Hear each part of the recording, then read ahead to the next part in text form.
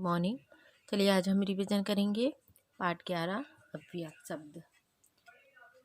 क्या कहलाते हैं अव्यय शब्द? संज्ञा, सर्वनाम, विशेषण, क्रिया के शब्दों में लिंग, वचन और काल के अनुसार परिवर्तन होते हैं। इन्हीं कारण इन्हें विकारी शब्द कहते हैं। कुछ ऐसे शब्द होते हैं जिनमें लिंग, वचन, काल आदि के कारण परिवर्तन नहीं होता है। ऐसे शब्दों को अवयव कहते हैं। अवयव की परिभाषा दी गई है यहाँ पर।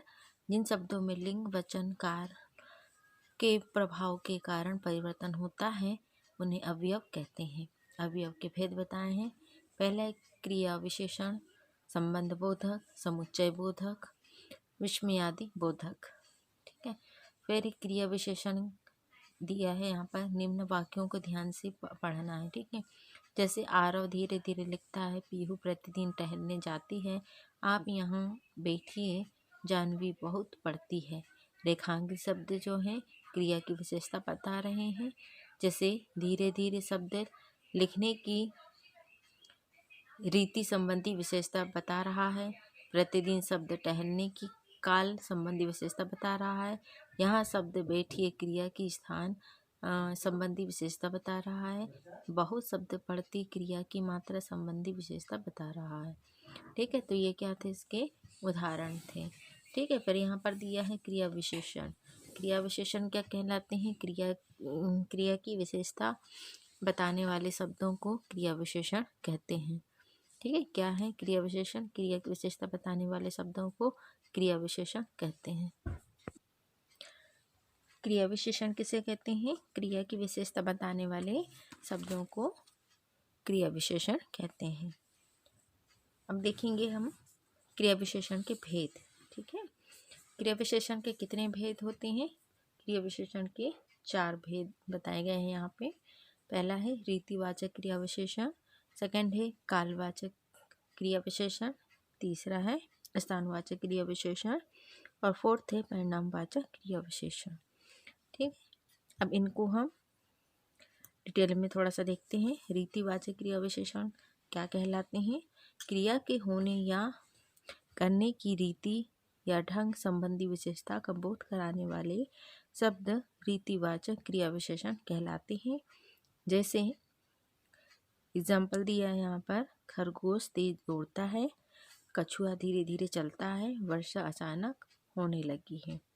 तो यहाँ ऊपर के रेखांकित शब्द मतलब ये रेखांकित शब्द क्रिया के होने की रीति ढंग संबंधी विशेषता बता रहे हैं, अतः ये रीतिवाचक क्रिया विशेषण है। फिर है कालवाचक क्रिया विशेषण। जिस क्रिया विशेषण शब्दों से क्रिया के करने या होने के समय की सूचना मिलती है उन्हें कालवाचक क्रिया विशेषण कहते हैं। जैसे अनिरुद्ध प्रतिदिन पढ़ता है, देवांश दिल्ली से कल लौटा, फिर वह रात भर जागता रहा।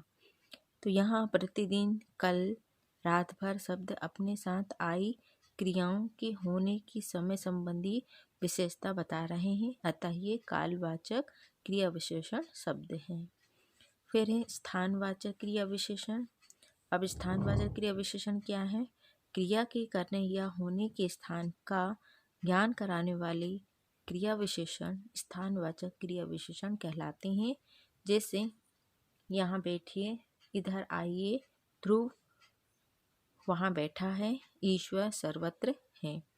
यहाँ ऊपर लिखे वाक्यों में यहाँ, इधर, वहाँ, सर्वत्र शब्द अपने साथ आई क्रियाओं के होने का स्थान बता रहे हैं। तो ये क्या है? क्रिया स्थानवाचक क्रिया विशेषण स्थान बता रहे हैं। ठीक। फिर नेक्स्ट है परिणामवाचक क्रिया विशेषण। स्थानवाचक क्रिया विशेषण में क्या आ जाते हैं? जिन क्रिया विशेषण शब्दों से क्रिया के परिमाण मात्रा का बोध हो उन्हें परिणामवाचक क्रिया विशेषण कहते हैं। जैसे कम बोलो ज़्यादा सुनो, श्लोक बहुत सोता है, आभा अधिक बोलती है, बहुत कहने पर भी उसने थोड़ा ही खाया।